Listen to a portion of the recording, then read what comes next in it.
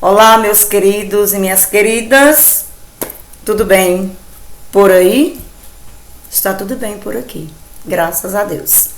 Pois é, a nossa aula hoje, nós vamos ter a interpretação textual da lista 12, que vocês já fizeram, tá bom? E aí eu quero que vocês vejam aí no livro, acompanhem aqui comigo as questões, vejam quantos por cento vocês acertaram. Quero até ver depois aí, no retorno das nossas aulas presenciais, como é que foi o desempenho. Nas nossas aulas presenciais, antes desse momento, eu percebia que alguns alunos já estavam evoluindo bem, mas eu espero que estejam fazendo essas listas, essas interpretações, para que vocês continuem, digamos assim, no processo de adquirir essa habilidade de bem interpretar, de bem compreender, ok? Então vamos lá, próxima aula nós vamos ter a interpretação textual lista 13, tá bom? Aí nós paramos um pouquinho e damos continuidade ao capítulo do livro 2, com referência à parte gramatical. Pois vamos lá. Minha gente, questão 1. Olhem aí no livro de vocês. Veja o que é que vocês marcaram. Tem assim: hipocondríaco. Não disse que eu estava doente? Vira essa imagem. O que significa essa palavra? Ela significa e faz referência àquelas pessoas que têm obsessão por doença.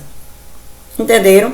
E que às vezes o que elas dizem que sentem não tem nada a ver com nenhuma doença do sistema orgânico.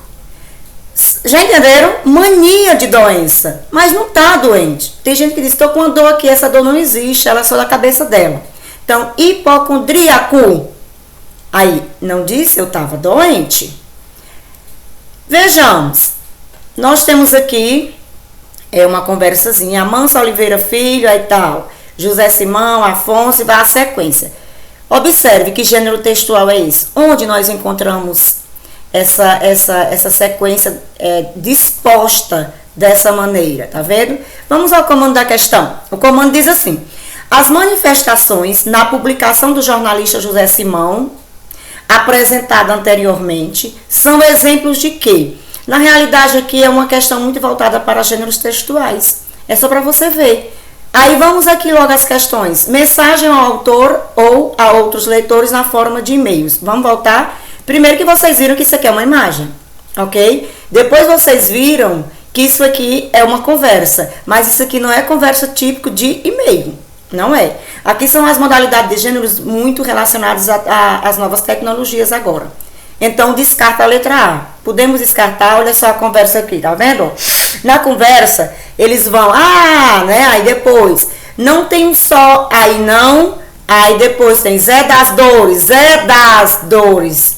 Tipo fazendo referência a José Simão, a alguém que realmente tem mania de doença. Aí, olha tu. Aí no final, José Simão, tipo eu. Ok. Minha gente, letra A não é recorrência de expressões de e-mail. Letra B, isso aí são curtidas em uma publicação do gênero notícia digital? Não é. Não é uma notícia, né? Letra C, comentários a um texto do gênero micro. Blog. Conhece o blog? O blog geralmente é espaço onde as pessoas conversam, colocam vários temas no seu blog, todos os dias alimenta o seu blog com várias temáticas sobre futebol, sobre religião, sobre sua vida pessoal e assim por diante, tá? Uma nova modalidade aí que as pessoas estão criando, terem blog, né, Twitter e assim por diante. Letra D, você eliminaria, não é fotolog, porque não só são fotos aqui, não é uma manifestação na publicação jornalística só com fotos. Letra E, não é memes de um hipertexto, aqui não é um hipertexto. Hipertexto é quando você tem um texto e dentro dos textos tem outros linkzinhos que você abre para você ir atrás de uma outra informação. Aqui não é. Na realidade é um blog, minha gente, né? Comentários a um texto do gênero blog. Então nós temos aqui, gabarita comigo, resposta letra C. Pelo fato, talvez você nem soubesse que era um blog, mas pelas características das letras feitas para o comando da questão, você eliminaria. Tá vendo? E aí, por isso que eu digo, vocês precisam conhecer, basicamente todos não, mas conhecer os gêneros textuais que são os vários textos nas suas várias modalidades que nós encontramos nos meios de circulação. Então é preciso a gente estar antenado. O que é um Twitter, o que é um blog, o que é um e-mail, o que é uma carta. Então, todos os gêneros textuais, desde os mais antigos que nós não usamos mais, até os gêneros textuais mais modernos, que é exatamente da questão da nova tecnologia. Então, questão 1, gabarito C. Questão 2, leia o trecho da entrevista da historiadora Marina Vaz ao blog Nós. Foi feita uma pergunta para ela, ok? Geralmente, se é uma entrevista, vamos observar sobre que tema e quem fala. Já está dizendo, é uma historiadora, tá? Então, ela foi entrevistada por esse blog Nós. Mas não vamos ler nada do texto. Não vamos. Vamos ao comando da questão. A linguagem empregada pela historiadora. Pronto. Quando eu for ler o texto, pessoal, eu vou me deter só à linguagem. Por isso que eu digo para vocês irem só para o comando. Aliás, para irem para o comando primeiro, depois leiam o texto. Eu vou dar um exemplo. Tem um texto enorme. Aí você tem a mania, né, de ler logo tudo, grifar, sublinhar, aquela coisa toda, tirando a essência, tirando a temática, ideias primárias e ideias secundárias. Aí quando você vai para o comando da questão, o comando da questão diz assim, no parágrafo 3º, linha 4, a palavra amor classifica-se gramaticalmente e morfologicamente como adjetivo, substantivo, verbo, advérbio. Essa questão te matou. Não precisava você ter lido o texto todo, ter grifado, ter tirado a ideia central, ter absorvido a temática central. Por quê? Porque o comando diz que só quer a classe gramatical da palavra amor, lá no 3º parágrafo, na linha 4. Estão vendo aí, meus queridos e minhas queridas? Vamos ao comando da questão. Sempre vão ao comando da questão. A linguagem, é só a linguagem, que eu quero que vocês me digam o tipo de linguagem. Foi formal, foi informal, foi baixo calão, ele usou jargão, o quê? Vamos lá, o texto. Nós, que é o blog, fez a pergunta. Um estudo sobre os perennials afirma que a maneira como se envelhece, boa ou má, depende da maneira como se encara a velhice. Se você é pessimista, envelhece mal e vive menos. Em resumo, você concorda com isso? Aí a historiadora responde. Geralmente, se a entrevista, qual é a linguagem dela? Geralmente, a linguagem é formal. Geralmente. Isso é uma questão muito relativa. Depende de quem está sendo entrevistado. Se for alguém que gosta muito de gíria, geralmente, mesmo sendo nessa modalidade de entrevista, mas sempre vai fazer uso disso, tá bom? Então, vejamos, ela começa. Quem envelhece mal é quem não se preparou para isso, principalmente os homens, que não conseguem aproveitar a vida depois que deixam de trabalhar. As mulheres da minha geração têm sempre alguma coisa para fazer. Eu, por exemplo, cozinho. Esse restante do texto aqui, em negrito, em preto aí, observe aí no livro de vocês. Tá tudo ok, né? Aí ela começa aqui abaixo. E nunca deixei de ler. Além de conviver com a roça, tem uma coisa muito importante que explica o fato de eu estar tão bem. Eu não tenho marido. Risadas. Me separei aos 50 anos. Sofri pra burro, mas agora vejo que tive muita sorte. Casamento é uma merda. Absolutamente, eu jamais me casaria de novo. Minha gente, vamos lá. Tá tudo ok a linguagem dela. Tem algum momento que ela quebra a nossa expectativa? Quebra. Quando ela usa algumas expressões informalmente. Não é assim? Vamos lá. É uma linguagem, letra A, linguagem empregada pela historiadora. É uma linguagem marcada pelo emprego de expressões fora do uso corrente. Não, que ele confere a plena formalidade. O texto não é pleno na sua formalidade. Eliminem. Letra B. Apresenta o uso de baixo calão inadequado para a situação comunicativa de entrevista. Nem tanto. Ela pode ter usado merda, né, como ela usou, mas tá pedindo a linguagem empregada como um todo. Foi toda de baixo calão? Ela ficou xingando, dizendo palavrão o tempo todo? Não. Qual foi o momento, pessoal, que ela atribuiu algumas expressões? Merda, sofri pra burro. Em que momento? Em que situação? Em que fato? Aí, letra C. Reveste-se de informalidade. Não, totalmente não. Sobretudo, aliás, não totalmente, mas preste atenção, eu coloquei informalidade. Não é informal todo. Entenderam? Mas vamos ao restante da questão. Sobretudo quando começa a discorrer, deixa eu só ver aqui. Olha só. É a informalidade. No texto todo, galera? Não. Sobretudo quando começa a discorrer sobre sua condição matrimonial. Sim, a informalidade só começou no texto a partir do momento que ela falou sobre o casamento.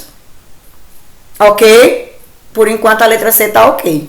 D. Mantém o estilo formal. Não, porque ela usou as palavras de informalidade. Sofri pra burro e casamento é uma merda. Letra E. Expressa a sua ironia. Ela não é irônica, ela é verdadeira. Com termos coloquiais em relação à pergunta confusa. Também não é uma pergunta confusa, é uma pergunta precisa e objetiva. Pessoal, a resposta correta é a letra C. Quando eu disse, opa, não é informal o texto, mas ele é informal quando ela faz menção à condição dela matrimonial. Então, gabaritem comigo, a resposta é a letra C. Ok? Entendido até aqui? Vamos lá. Questão 3. Texto, comando. Os gêneros textuais são textos materializados que circulam socialmente. Os gêneros textuais têm função social específica. Então, os gêneros, eles na realidade concretizam, eles representam a parte concreta das tipologias textuais, que são narração, descrição, exposição, argumentação e injunção. Eles materializam essas tipologias. Ok. E tem a função social, como eu já havia mencionado anteriormente. O texto Deserto de Sal foi vinculado a uma revista de circulação mensal. Se é revista, dá para você já ter em mente o que é que se publica em revista, quais são os gêneros textuais, tá? Pelas estratégias linguísticas exploradas, conclui-se que o fragmento apresentado pertence ao gênero. Olha, uma dica, você não vai ter que interpretar nada do texto. Você não tem que tirar a ideia central do texto. Você não tem que tirar ideias secundárias do texto. Ele quer saber o gênero textual. Então, você vai fazer o quê? O que é que vocês vão fazer, pessoal? Leia um texto só para ler e identificar o gênero textual. Não precisam saber que temática nem ideia está sendo extraída. O silêncio ajuda a compor a trilha que se ouve na caminhada pelo Salar de Atacama. Com 100 km de extensão, o Salar de Atacama é o terceiro maior deserto de sal do mundo. De acordo com um estudo publicado pela Universidade do Chile, o Salar de Atacama é uma depressão de 3.500 km² entre a Cordilheira dos Andes e a Cordilheira do Domeico, pronuncio assim. Sua origem está no movimento das placas tectônicas. Mais tarde, a água evaporou-se e desta forma surgiram os desertos de sal do Atacama. Além da crosta de sal que recobre a superfície, há lagoas formadas pelo degelo de neve acumulada nas montanhas. Vamos lá. É um relato? Não é. Esse aqui não é um relato. Esse aqui não é um texto. O relato é bem da tipologia narração. Não é. É um verbete? Não é. Não é verbete dicionário. É um artigo de opinião? Não é. Ele não tece a opinião. Ele não traça o seu ponto de vista. É uma reportagem? Opa! Revi até lá embaixo. É uma resenha? Não, não é uma resenha. Geralmente a resenha, as resenhas são muito relativas a filmes, a livros. A resenha é pela apresentação, descrição e avaliação do Salar de Atacama. Nem tem avaliação, entende? Porque a resenha, quando você é um pequeno resumo do que se trata o filme ou o livro, e ao final da resenha você tece um comentário crítico sobre o livro, sobre a obra ou sobre o filme. Então, pensem comigo, é uma reportagem pela apresentação de informações e de dados sobre o Salar de Atacama. Realmente, olha aí, terra da gente, deve ser um site, deve ser uma revista. Aliás, aqui tá dizendo, galera, desculpe, aqui tá dizendo que é uma revista de circulação mensal. Então, gabaritem comigo, resposta letra D. Terceira questão, resposta letra D. Quarta questão, vamos ao comando. Para construir um texto, é necessário adotar estratégias que promovam a ligação entre as diversas partes dele, de forma que haja progressão das ideias. No texto apresentado, uma ideia previamente expressa é retomada com as palavras. Também não precisa ler o texto no sentido, interpretar o texto, aliás. Você precisa compreender e buscar dentro do texto. Compreensão textual é buscar sempre dentro do texto. A resposta vai estar dentro do texto. Interpretação é inferência, é conclusão, é indução que você faz. Interpretar é ir além do que está no texto, né? Digamos assim. É o que o texto diz nas entrelinhas. Isso é interpretar, compreender dentro do texto. O que é que eu fiz? Peguei a letra A, B, C, D e E e fui lá para dentro do texto. Está dizendo que ele quer uma ideia previamente expressa, é retomada com as palavras. Essas palavras aqui, essas letras vão ter que fazer menção, retomar o que foi dito antes. Volta o texto. A primeira é viciado em games. Para o OMS, pode ser diagnosticado como viciado em games. Então, viciado em games não retoma nada que foi posto anteriormente. Qual é a próxima expressão? Letra B. Pelo menos um ano. Voltem aqui. Pelo menos um ano. Pelo menos um ano. Olha só. Com tudo isso acontecendo há pelo menos um ano. Há pelo menos um ano não é termo. Não é referência que retoma nada que foi dito antes. É diagnóstico mais amplo. Tem assim. Que não existe vício em games como sendo uma doença. Uma doença está a ideia de que um diagnóstico mais amplo, como o da depressão, muito pelo contrário, diagnóstico mais amplo não faz referência a esse diagnóstico antes, está fazendo referência ao diagnóstico, tá? Essa parte aqui está sendo dita depois. O que é o diagnóstico mais amplo? É a depressão, que pode ser assertivo. E ele quer uma expressão em que ela está dentro do texto e que ela faz referência ao que está antes aqui. Então, vamos lá, não é. Na hora de falar em vício do tipo, na hora de falar também não é expressão que retoma nenhum termo anterior. Agora, quando eu digo assim, o especialista acredita que a definição da OMS, onde é que está a definição da OMS? Tá bem aqui, ó. Tá tudo aqui, ó. Tá aqui, ó. Tá nisso aqui tudo, ó, a definição da OMS. Então, definição da OMS é uma expressão que retoma o que foi dito anteriormente. Então, vamos lá, ó. No texto apresentado, uma ideia previamente expressa é retomada com a palavra definição da OMS. Portanto, pessoal, resposta correta, gabarito comigo, letra E. Quinta questão, tá aqui, vamos, comando da questão. Nesse trecho da entrevista, Jean Renault reflete sobre, tá? Reflete sobre. Então, observe aqui. Vamos lá. Se está dizendo que reflete sobre, geralmente você vai ter que dar uma lidazinha no texto para você extrair qual é a ideia, o que é mesmo. Agora aqui é uma questão de você interpretar, tá bom? Basicamente não vai dar dentro do texto a resposta. Basicamente ou explicitamente, mas a resposta está implicitamente. Por isso se gera aqui uma interpretação. Você agora vai deduzir, você agora vai concluir. Vamos lá. Trecho de uma entrevista com o cineasta francês Jean Renault, filho do conhecido pintor Pierre Auguste Renault, datada de novembro de 1958. Então, é uma entrevista com o cineasta francês. Cheguei mesmo a me perguntar se toda obra humana não é provisória. Mesmo um quadro, mesmo uma estátua, mesmo uma obra arquitetônica, mesmo Partenon. Partenon é um templo na Grécia. Seja qual for a solidez do Partenon, o que resta dele é muito pouco e não temos nenhuma ideia do que era quando acabara de ser construído. Mesmo o que resta vai desaparecer. Talvez se consiga, a custo de tanto colocar cimento nas colunas, mantê-lo por 100 anos, 200 anos, digamos 500 anos, digamos 1000 anos. Mas enfim, chegará um dia em que o Partenon não existirá mais. Pergunto-me, agora vem a opinião dele, pergunto-me, se não seria mais honesto abordar a obra de arte sabendo que ela é provisória e irá desaparecer. E que, na verdade, relativizando, não há diferença entre uma obra arquitetônica feita em mármore maciço e um artigo de jornal, impresso em papel e jogado fora no dia seguinte. Minha gente, o que é que ele questiona? Que tudo é provisório, tudo passa. Mesmo algo feito com mármore, com cimento, ele está questionando a matéria-prima. Pode ser feita com mármore, com colunas. Ele está dizendo que tudo é provisório, essa obra de arte. E ele compara com o jornal, que a gente pode fazer uma obra de arte, rasgar no outro dia e jogar fora. Tá vendo que agora que é a interpretação. O que é para ele mesmo essa obra de arte, né? Então, olha só, nesse trecho da entrevista, Jean reflete sobre o quê? Ele reflete sobre a materialidade dos objetos artísticos, a finalidade, o significado, a origem e o conteúdo. Vamos lá. Ele fala de finalidade, ele fala do significado das obras, ele fala da origem, do conteúdo ou da materialidade de que é feito. Qual é a matéria-prima que foi feito o Partenon? não é? Aí ele diz, pode ter sido de mármore, cimento, disso ou daquilo. Mas ele diz que é provisório, um dia vai acabar. Assim como se eu usar um jornal também para fazer uma obra de arte, hoje o jornal não presta mais. Se chover, molhou, acabou. Alguém pegou, rasgou, acabou. Tá vendo? Então ele reflete sobre a matéria-prima de que é feita. Então ele diz que independe da matéria-prima, da materialidade. O que importa é que tudo é provisório, tudo é efêmero e tudo vai passar. Então, ele não fala de finalidade da obra, ele não fala do significado, ele não fala da origem, ele fala do conteúdo, não. Ele fala da matéria-prima. Então, gabarite comigo, resposta letra A. Sexta questão, vamos lá para o comando da questão. O texto é enorme, tá? Vamos para o comando.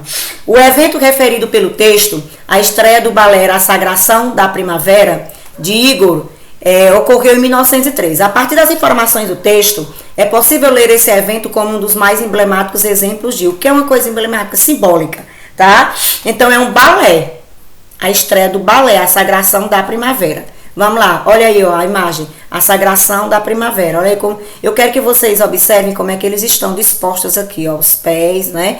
Parece que estão até com aquela coisinha que quem faz balé usa, mas olha o jeito. Eu quero que vocês observem. Faça uma analogia entre esse balé aqui e o balé convencional que nós conhecemos. O que é que vocês estão achando? Tem alguma discrepância?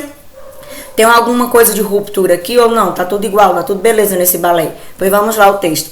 Eu só sublinhei isso aqui, ó. Tá?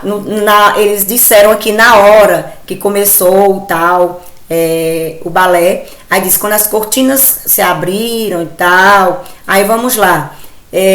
Tava toda a sociedade parisiense. E aí diz assim, havia uma grande expectativa cercando a nova produção. A publicidade do espetáculo dizia ser arte real e verdadeira, que desprezava os tradicionais limites de espaço e de tempo. Aí diz que houve os primeiros acordes, os primeiros passos, se viram e ouviram, a plateia começou a reagir com assobios, com vaias e gritos, tá? Originalmente intitulado A Vítima, o balé de Stravinsky representava uma celebração pagã em que uma virgem se sacrifica ao Deus da primavera. Aí eu sublinhei. A música era dissonante e estranha, enquanto a coreografia de Nigli marcava um radical afastamento do balé clássico. Os bailarinos dobrando os dedões dos pés e seus membros movimentando-se mecanicamente em ângulos em vez de suaves e sinuosos movimentos. Não eram suaves, estava era todo, né? Coisa estranha, ok. E aí eu sublinhei lá para o final. A cobertura pela imprensa do balé, que hoje é considerada uma das grandes realizações musicais do século XX, foi gritantemente negativa. A música foi qualificada como mero barulho e a dança como uma paródia horrivelmente feia do balé tradicional. Então vamos lá. Minha gente, o que é que a gente, a partir dessas informações do texto, é possível ler esse evento como um dos mais emblemáticos? Exemplos de quê? Necessidade dos teatros se adequar às propostas da arte moderna? Não. Necessidade, não se debateu isso no texto. Foi se colocando que chegou-se algo muito novo, muito diferente, e a plateia não estava acostumada com isso. Letra B. Subordinação das obras dos artistas à flutuação de gosto e exigência de seus públicos. Não era uma subordinação, eles fizeram porque achavam que o público iria aceitar. Tá? Desaprovação de um contratante estatal a um conjunto de obras artísticas encomendadas. Não falou isso. Desaprovado por um contratante, por uma pessoa que contratou o espetáculo, isso não faz menção. Letra D. Desconexão conceitual nas montagens de balé entre a coreografia e a música composta. Até poderia ser, mas vejamos. Letra E. Descompasso entre as expectativas, porque é mais completa, porque realmente a plateia começou a vaiar, assoviar e tal. Descompasso entre as expectativas conservadoras do público e as inovações formais de algumas obras. Ou seja, eles trouxeram um novo jeito, um novo olhar sobre o balé, e as pessoas não estavam acostumadas. Então, quebrou-se a expectativa. Pensava-se era um balé mais clássico, e na realidade veio aqui como um descompasso entre as expectativas conservadoras, porque se pensa no balé clássico da forma convencional e não daquela forma. Então, gabarite comigo, resposta letra E. Questão 7. É uma imagem, veja a imagem. Não deixe o futebol virar guerra. Não leve armas aos estádios, leve somente paz. O que é que vocês estão vendo aqui no centrozinho? Uma bola. O que é que vocês estão vendo aqui? Como se fosse uma bomba. Vamos ao comando da questão. O texto faz parte de uma campanha contra a violência nos estádios de futebol. A principal estratégia utilizada para conquistar a adesão do público-alvo à campanha é que é que vocês acham que foi de melhor estratégia para conquistar o público, para que possa aderir a essa campanha de paz dentro dos estádios? E aí, letra A, foi a relação entre a palavra guerra e a imagem central da bola bomba? Vocês acham que foi criativo? Eu achei que foi. Foi isso que pensar numa bola e ao mesmo tempo a bola é uma bomba? Isso nos gerou um certo impacto. Se não tivesse a bola, tivesse só, não deixe o futebol virar guerra, não leve armas aos estádios, leve somente paz. Por exemplo, se não tivesse a bola, essa imagem, vocês acham que seria uma forma bem persuasiva mesmo de conquistar o público-alvo para aderir a essa campanha? Letra B, o uso da negação antes dos verbos no indicativo, como não deixe, não leve. Letra C, o emprego dos verbos no imperativo, aí não. Os verbos no imperativo até é uma estratégia persuasiva. Mas na realidade eu quero perguntar para vocês se somente os verbos no imperativo são capazes de tentar convencer e a fazer com que o público faça adesão a essa campanha. É o suficiente ou a imagem também, essa relação é interessante? Letra D, a oposição entre os dois campos semânticos, futebol e o de paz, tá? Não são a oposição, né? Assim, no futebol é para existir paz, não é para existir guerra. Letra E, a sinonímia entre arma e guerra, futebol e paz. Minha gente, o que faz a estratégia utilizada para conquistar a adesão do público é colocar a imagem de guerra com a imagem central entre bola e bomba. Portanto, a estratégia foi gabaritada na letra A. Sétima questão, oitava questão, comando da questão, vamos lá. A fábula, ela tem como principal diferencial em relação a outros textos, a fábula anterior tem como principal diferencial em relação a outros textos de mesmo gênero, o ou a. Vamos lá, o que é que geralmente uma fábula traz? Ela traz uma lição de moral, uma lição de vida, ela nos ensina alguma coisa, para que a gente possa refletir. A fábula, ela coloca geralmente os animais geralmente não, são animais como personagens e com ações humanas, os personagens agem como os humanos, mas ao final nos dá uma lição de vida, uma lição de moral. Vamos lá. A coruja mestra de canto. A majestade, Dona Águia, quis aprender a cantar e mandou por seus arautos os bons mestres convocar. Piam logo quem usar as andorinhas, que o canário vencerá. Pondo as honras outras aves no canoro sabiá. Foi preferida a coruja, dando-se como razão que ela tinha um ar mais sisudo, na vista certa expressão. Mire-se bem neste espelho, quem lugares pretender, agrade nisto vai tudo, largue os tolos a saber. Minha gente, na realidade teve aqui aves que cantavam melhor do que a coruja, ela só foi escolhida porque ela tinha um ar mais sisudo, né? Tinha o canário, tinha as andorinhas e tal, vamos lá. A fábula anterior tem como principal, tem um diferencial entre essa fábula e as outras fábulas que comumente nós lemos. Em relação a outros textos do mesmo gênero, que o encorajamento do esforço e do mérito, tema incomum em produções desse tipo, não é tema incomum não, é comum esforço e o mérito para conseguir mostrar ao final do texto uma lição de moral, lição de vida. Letra B, teve um desfecho moralizante que induz o leitor a uma mudança de comportamento. Eu acho que não teve. Primeiro que eles só escolheram a coruja por uma situação bem cômoda. Não foi correto na atitude. Letra C, estruturação em versos e estrofes, padrão incomum em produções similares. Tá? Não é um padrão incomum, pode-se usar, né? Letra D, é o ensinamento politicamente incorreto, divergente do padrão virtuoso típico. Letra E, linguagem predominantemente conativa, não é predominantemente não. Tem denotação aí, avessa a objetividade. Minha gente, aqui nós temos um ensinamento politicamente incorreto. Vamos voltar ao texto. Foi preferida a coruja, dando-se como razão que tinha um ar mais sisudo. Tá errado. Aqui não dá uma lição de vida para nós. Tinha que ser o que canta melhor, né? O que tem mais jeito, que seria o quê? As andorinhas, que poderia ser o canário, e não. Eles escolheram aí, por via das dúvidas, por alguma questão conveniente, a coruja. Então, foi uma lição de vida, um ensinamento politicamente incorreto, divergente do padrão virtuoso que nós vemos comumente nas fábulas. Portanto, nós temos gabarito, resposta, letra D. Nona questão, vamos lá, nós temos um texto. De acordo com o texto, o programa de robótica citado, então vamos lá, é de acordo com o texto. Então, se é de acordo com o texto, nós vamos encontrar dentro do texto. Então, vamos lá. Eu coloquei algumas coisas destacando aqui. Humanoide perde a vez entre robôs. A questão 9 e a questão 10, as duas questões fazem relação a esse texto. Então, os humanos vão perder vez para os robôs. Por quê? Aí tem.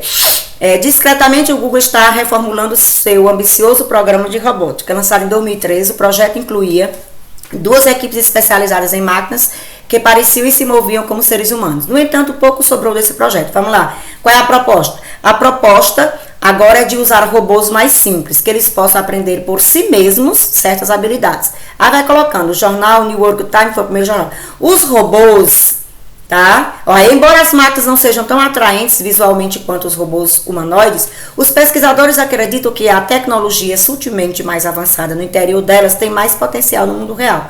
Os robôs, eles aprendem sozinhos habilidades como organizar um conjunto de objetos não familiares ou locomover-se no meio de obstáculos inesperados. Muitos acreditam que o aprendizado de máquinas e não a criação de novos equipamentos extravagantes será a chave para o desenvolvimento da robótica voltada para a manufatura, automação de depósito de materiais, transporte e outras atividades, tá? Continuando. E aí ele vai colocando algumas situações. Olha só, o braço, ele vai dizendo que teve uma experiência com o robô, né? O braço robótico conseguiu lançar o braço pegava uma peça, jogava dentro de uma latinha, ele conseguia. Então, relatando esse trecho aqui, mais ou menos isso. Aí vai colocando, o braço mais tarde aprendeu a jogar itens nas latas certas, com 85% de acerto. Quando os pesquisadores tentaram executar a mesma tarefa, a média foi de 80%.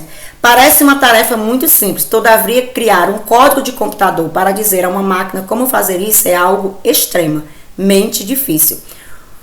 O braço que joga objetos numa lata não é uma máquina desenhada, e vai colocando aqui. Ok, minha gente, de acordo com o texto, o programa de robótica citado pretende criar robôs humanoides que sejam de baixo custo, é isso que eles querem?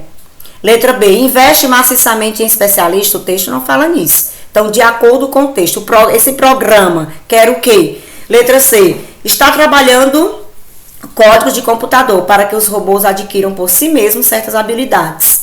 Foi dito isso no texto. Letra D, tem divulgado enfaticamente por meio dos diversos veículos de comunicação os resultados obtidos nos laboratórios. Não basicamente isso de acordo com o texto. Divulgar enfaticamente o resultado. Letra E, vê com sucesso o braço que aprendeu a jogar objetos sem uma lata, embora ele ainda não tenha superado os humanos. Minha gente, ele fala que eles estão, de acordo com o programa, trabalhando códigos de computador para que os robôs adquiram por si mesmos certas habilidades. No texto eu destaquei, a proposta agora é usar robô mais simples que possa aprender por si mesmo certas habilidades, tá vendo? Os robôs aprendem sozinhos habilidades. Eu destaquei no texto, para que vocês destaquem aí no de vocês, tá bom? Então, resposta correta aí, gabarito comigo, resposta C. Voltando, está trabalhando o código de computador para que os robôs adquiram por si mesmos certas habilidades. E a questão 10, para finalizar, a respeito do texto, é correto afirmar que o texto confronta diferentes pontos de vista? Não, pessoal. Emprega linguagem figurada? Não. Descreve com ceticismo, ou seja, sem crença? Não. É um texto objetivo e claro ao transmitir aos leitores as informações sobre o programa de robótica? Sim. Letra E, expõe sua opinião crítica? Não. É um texto puramente informativo. Então, gabarite comigo, resposta letra D. Na aula seguinte, nós vamos ter a lista 13, tá bom? Então, bons estudos aí, um abraço em todos, tá bom? Sucesso sempre aí na rotina de vocês, tá bom? Pois com vocês fica por aqui, né? Hoje, a nossa aula.